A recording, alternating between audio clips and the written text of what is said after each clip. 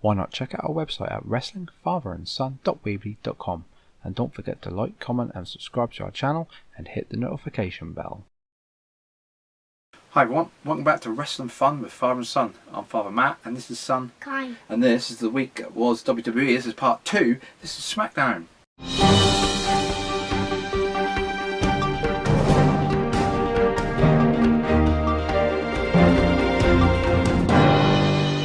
Yep, let me say this is Smackdown. The go home show before Super Showdown, which is in a couple of days time as of recording this. There's a little bit to go on. Obviously, we said about Raw in the previous week. That was WWE.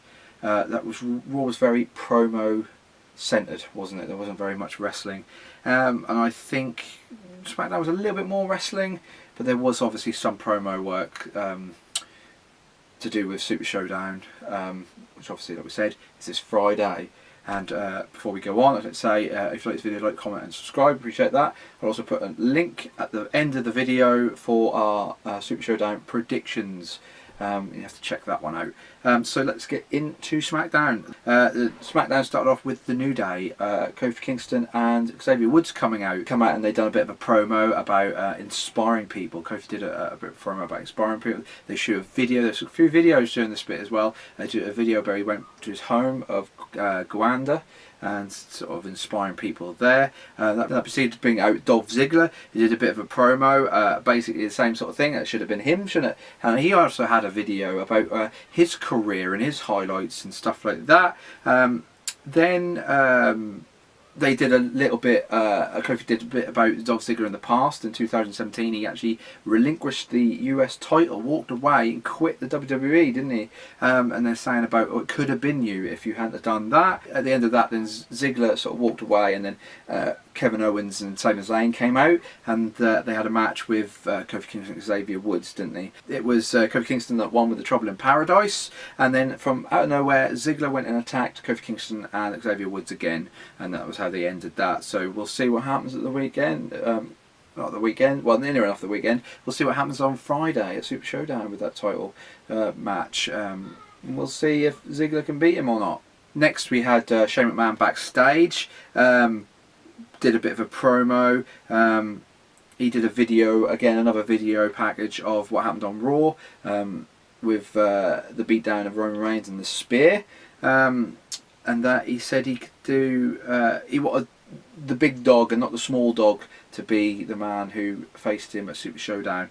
Next, this is starting to be a little bit of the sore point to me with SmackDown and Raw, but it was a moment of bliss. Obviously Alexa Bliss is Raw, I'll mention that now. She had a Bailey, still doing that coffee gimmick where she had a coffee brought out but she didn't like it, then they had to change it, and she wanted it in her mug and all that. I just think it's a load of rubbish. Then they had to wait for the coffee and all this, that and the other. And basically Bailey was saying about new opponents for her SmackDown Women's Championship. Then brought out, Carmella came out, didn't she? And then Charlotte came out. And it's sort of done, you know, again, seeing Charlotte in that picture was a little bit, again, just shows that how they're not using the women talent on SmackDown. They shouldn't have had Charlotte, they should have had someone else, to be honest. She's already had that belt several times. So 9 times she's had a championship now, the women's championship. I think it's 9 times now. It's like, come on, give someone else a shot. That will also feed in later on. And they made a match. It would be Alexa Bliss versus Carmella versus Charlotte for the #1 contenders for the SmackDown Women's Championship. Again, the sore point is that Alexa Bliss is Raw, so how can she go for a SmackDown title shot? It's just that wild card. Just don't even get me started on the wild card today on SmackDown. It was absolutely just it was a joke.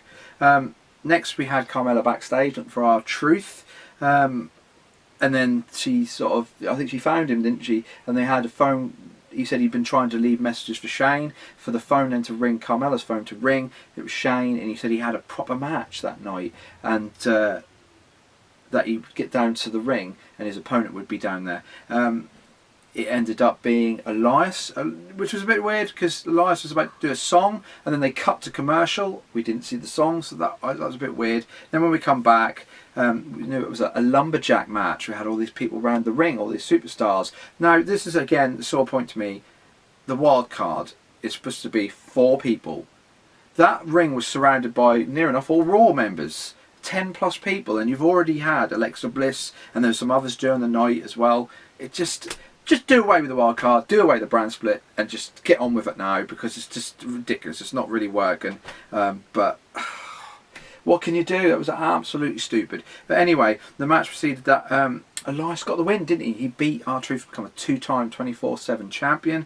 Then all the lumberjacks around the ring sort of got up to the ring to surround Elias. They all went in and brawled. He then rolled out of the ring with the title, sort of scurried on all fours to be met by R-Truth. They went under the ring, and then when he came out, he was the 24/7 champion, R-Truth was. And he is now, again, what is it, 4 now? 4 times, I think he is 24/7 champ. He's doing really well with that championship. He's making it fun, so I'd like to see him have it a little bit longer. Then we had a section that I'm calling Black in the Back. It seems to be another promo from Aleister Black. Again, he said about he wants an opponent to step up and, you know, challenge him.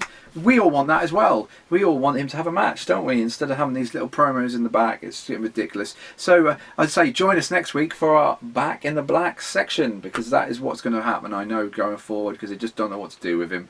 Next we had Shane come out with the Revival. Again, 2 more Raw superstars, the Revival. So we've already had like the 10 around the ring, Alexa Bliss, and now we had the Revival.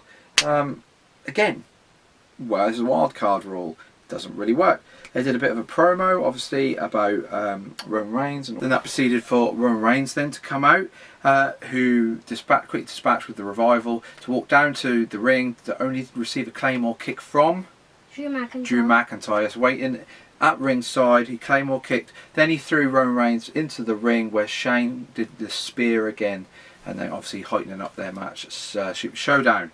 Next it was that triple threat, Alexa Bliss versus Charlotte versus Carmella, and the winner with that would be the #1 contender for the SmackDown Women's Championship.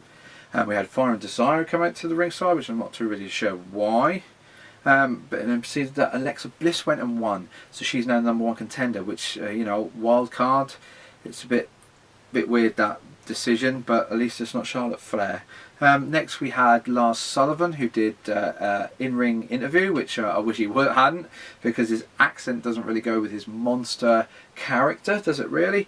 Then next we had Apollo Crews versus Andrade, but before the match could get started, Andrade attacked Apollo Crews. That then brought out Finn Balor. Of course, them two got a match at Super Showdown. Finn Balor versus Andrade for the Intercontinental title, and then that sort of momentarily sent Andrade out of the ring.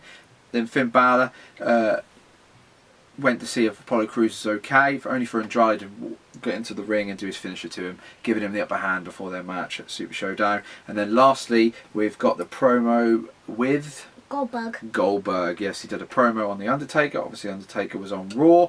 Goldberg was on SmackDown this week. He said he was going to be the father man. He was going to be like the destroyer Goldberg that he used to be. And then he said to The Undertaker, "You're next to rest in peace," didn't he? For the lights to go out. Then the lights came back on, and who was there? Undertaker. Yes, the Undertaker was standing behind him. He turned around, had a face stare down for the lights to go off again, and then he disappeared, didn't he? And that was how the end of SmackDown. So it was not too bad. It was okay this week. Like I say, less promo work really than Raw, but you know, going forward, I'm not really that too excited to see Super Showdown than I was to Money in the Bank. I was more excited to see that, but we'll see, won't we? I'm more excited to see Super Showdown. You're excited to see it, are you? Well, it's Undertaker in it, and you like the Undertaker. So yeah, I think that's it really. Yeah, like I say, the Go Home was okay. Next video we're going to be doing is the unboxing. That'll come Friday, I think, and then we'll have our reactions. Will have to be on Sunday this week because of other commitments. That's the only day we can do it. And yeah, so we'll see what happens at Super Showdown. So if you like this video, please like, comment and subscribe, and I'll say goodbye and say goodbye, Kai. Goodbye. Goodbye.